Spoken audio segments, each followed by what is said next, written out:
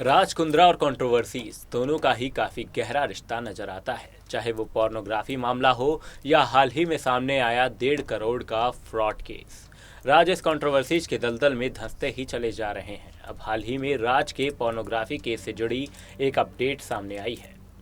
Pornography case में जमानत पर रिहा शिल्पा शेट्टी के पति राज कुंद्रा ने अदालत से एक बार फिर गुहार लगाई है।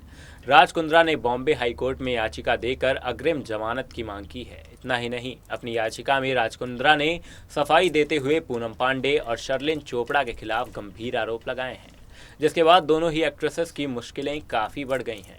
इसमें कहा गया है कि शर्लिन और पूनम ने पैसे कमाने की नीयत से इरोटिक वीडियोस बनाए और इन वीडियोस से राज कुंद्रा का कोई लेना देना नहीं है।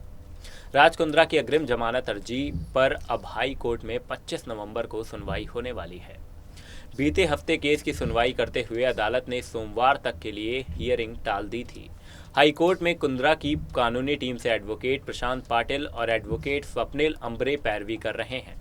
सोमवार को लिखित नोटिस में राज कुंद्रा ने हाईकोर्ट से कहा है, वर्तमान अभियोजन में आवेदक या किसी अन्य सह अपराधी के खिलाफ न तो धारा 67 न ही 67A के तहत कोई मामला बनता है। एक चैनल से हुई बातचीत में वकील स्वप्निल अंबुरे ने कहा, अभियोजन पक्ष अपनी तरफ से ये तर्क देना चाहता है कि शर्लिन चोपड़ा और पूनम पांडे के वीडियोस क्राइम का सब्जेक्ट हैं, लेकिन यह बात रिकॉर्ड में है कि राज कुंद्रा की ऐसे वीडियोस बनाने या उनके डिस्ट्रीब्यूशन में कोई भूमिका नहीं है। सच तो यह है कि शर्लिन चोपड़ा और पूनम पांडे दोनों ने खुद इस तरह के इरोटिक वीडियोस बनाए और उससे पैसा कमाया। वकील प्रशांत पाटिल ने अपनी बात रखते हुए कहा, हमने कोर्ट में एक जजमेंट और एक छोटा सा नोट सौंपा है जो यह बताता है कि ये वीडियोस आईटी एक्ट की धारा 67A के तहत नहीं आते हैं। एक्सप्लिसिट का मतलब साफ तौर पर ऐसे कंटेंट से है जिसमें सेक्सुअल एक्टिविटी को विस्तार से दिखाया गया हो। ब्लैक्स लॉ डिक्शनरी में फिजिकल सेक्सुअल एक्टिविटी की परिभाषा है। इसमें कहा गया है कि जब दो लोग सेक्सुअल रिलेशनशिप में शामिल हों। कुंद्रा के दोनों वकीलों का साफ साफ कहना है कि उनके मुवक्किल का इस तरह की वीडियोस को बनाने, उनके प्रसारण करने या उन्हें बेचने के काम से कुछ भी लेना देना नहीं है। वकीलों ने कहा कि जिन वीडियोस की बात हो रही है वो इरोटिक हो सकते हैं, लेकिन उनमें फिजिकल सेक्सुअल एक्टिविटी नहीं दिखाई गई है। वकीलों ने इसके साथ ही कहा कि हॉट शॉट्स पर जो भी इस तरह के कंटेंट दिखाए जा रहे हैं वह तब के नहीं हैं जब राज कुंद्रा उससे जुड़े हुए थे।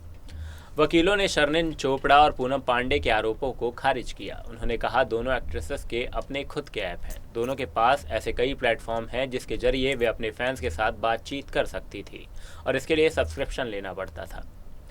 बॉम्बे हाई कोर्ट ने जुलाई में पॉर्न मामले में शर्लिन चोपड़ा और पूनम पांडे की अग्रिम जमानत स्वीकार कर ली थी।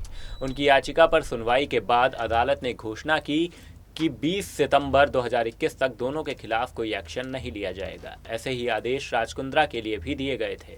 उनकी जमानत बाद में 25 नवंबर तक के लिए बढ़ा दी गई। शर्लिन और पूनम दोनों ने आरोप लगाए हैं कि कुंद्रा ने उन्हें एडल्ट फिल्मों की शूटिंग के लिए मजबूर किया था। इसी के साथ अभी के लिए इस रिपोर्ट में सिर्फ इतना ही।